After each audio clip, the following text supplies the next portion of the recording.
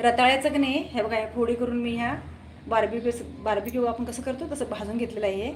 आणि तुपात ह्याला पण मी जिऱ्याची फोडणी टाकून थोडंसं तिखट टाकलेलं आहे. हे बघा असं आतनं असं पूर्ण आपलं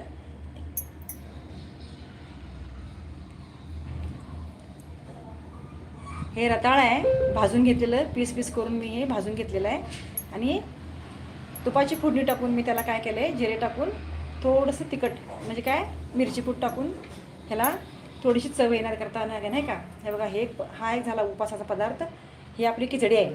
ह्या खिचडीत मी बटाटा किसून घातलेला आहे आणि वरतून थोडं तूप टाकलेलं आहे.